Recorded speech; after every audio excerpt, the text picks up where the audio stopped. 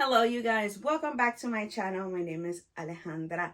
I know it's been a long time that I haven't uploaded a video. I am so sorry. It's just a lot of things have been happening to me in the past month and a half that I have no time to upload a video. But today I'm going to give you a recap of things that have been happening to me and things that are going to happen to me. So I hope you guys enjoy this video. So let me start on Christmas, because right before Christmas, I think I uploaded a video about what I was going through or different things that I have been going through. So on Christmas, my family usually celebrates on Christmas Eve, and we wait till midnight to Christmas Day to say Merry Christmas to our family.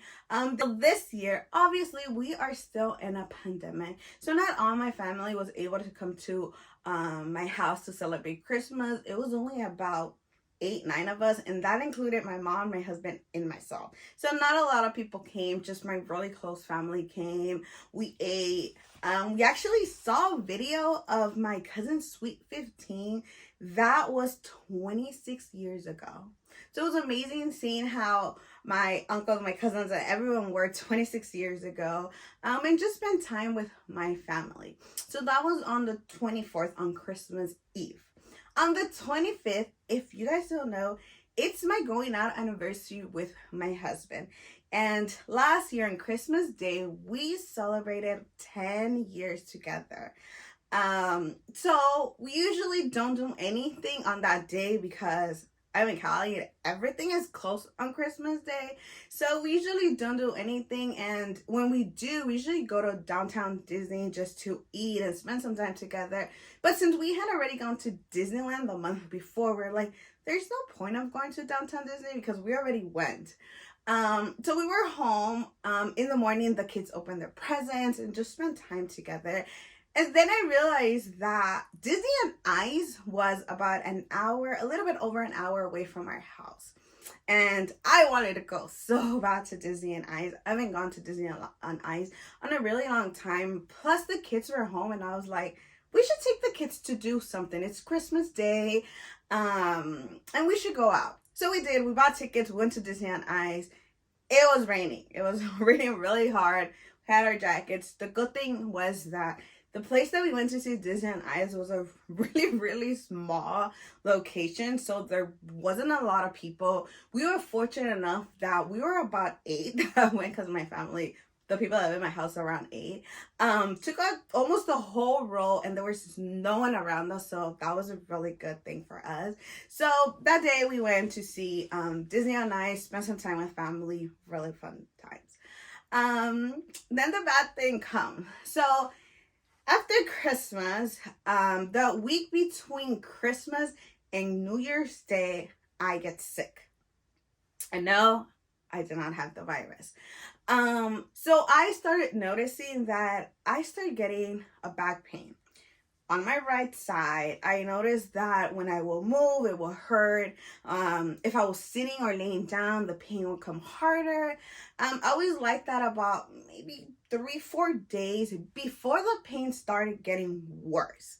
So on the 28th at night, I couldn't sleep at all because I was in so much pain. The pain had gotten worse. I couldn't sleep. I couldn't lay down. I couldn't move. Nothing.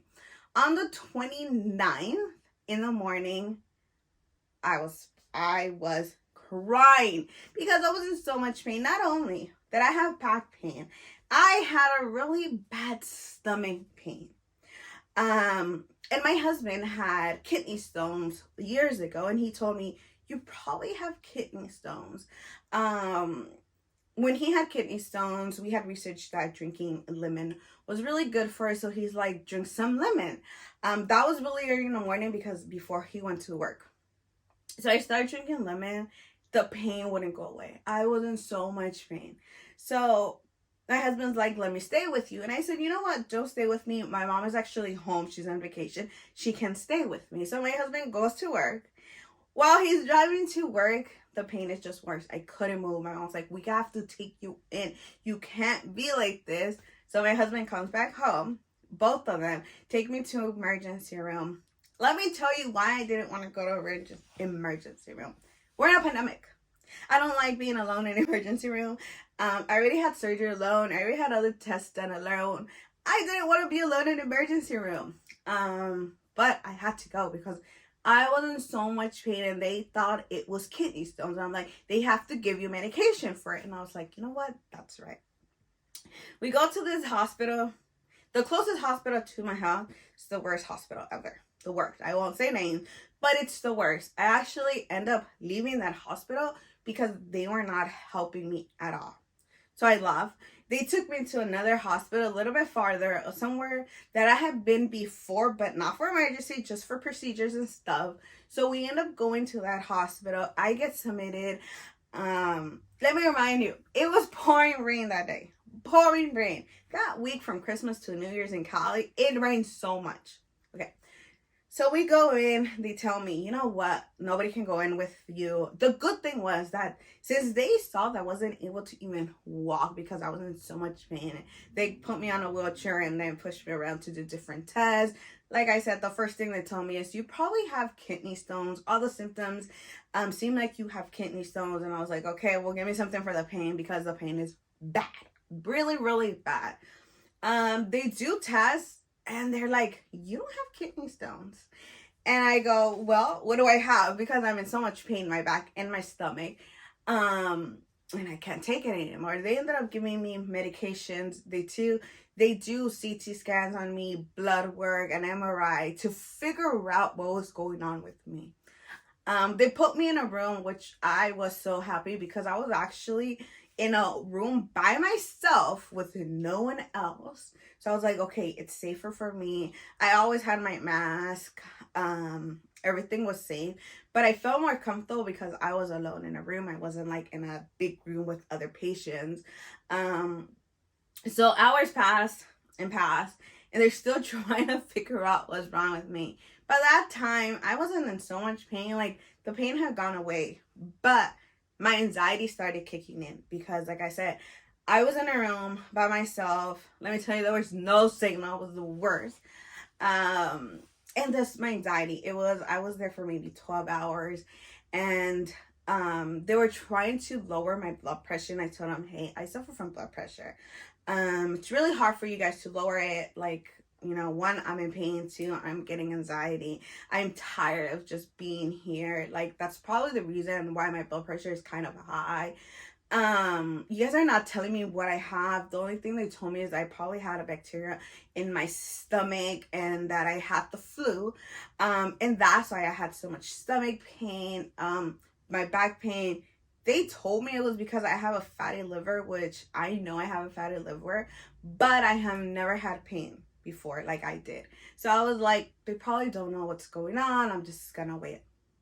They ended up discharging me. Well, actually, I ended up saying, you know what, I want to go because you guys are not really doing anything. All you guys did was give me pain medication and kind of told me what I had. So I should just go home. So I ended up going home that night. So that's on the 29th-30th. I was in bed all day because I was still in pain from my stomach and my back, and that's when I started getting flu symptoms. I started getting a running nose and I started getting coughs. So I was like, you know what, I probably do have the flu in my stomach because they had just tested me for the virus and it was negative. So I knew I didn't have the virus. So then the 31st came, New Year's Eve. I was in bed. I do end up getting up before midnight, a couple of hours before midnight, just to kind of get ready. I didn't want to be in bed for New Year's Day. So I ended up kind of getting ready. I took 1 or 2 pictures with my husband and my mom. We wait for midnight. Happy New Year's. I'm still sick.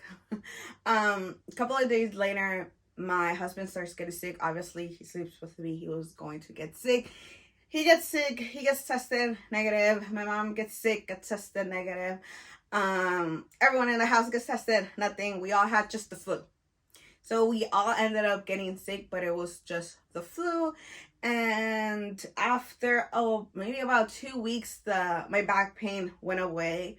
I did call my rheumatologist, but I did have an appointment with my rheumatologist in January.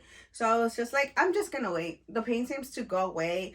It comes and goes, but not as bad as when I had to go to emergency room. And I got my infusion. I got my infusion this month actually in January or in February. Where has the time gone? I got my infusions in January. Everything is coming out good. Everything is working. I'm so happy that I'm getting my infusions. I'm still going to acupunctional therapy for both my right and my left hand. Good updates about my right hand, the one that had surgery. I'm actually doing really good. My strength is coming back. I'm able to do a lot more things that I wasn't able to do before. I'm not getting any kind of pain, which is a really good thing. And it's just so weird because I have been in so much pain for 11 years of my life with my hand that it's just amazing not to have pain when you wake up in the mornings. And I'm also getting surgery on my left hand this month. February 20 something, I have my surgery for my left hand, which I'm super excited. And it's crazy because we didn't think it was gonna be this fast that I was gonna get my second surgery. My doctors told me since the beginning it was gonna be hard for you to recover. You have scleroderma. It's gonna take a little bit longer for you. I am so thankful and so blessed that it's been 4 months since my surgery and I am recovering really good.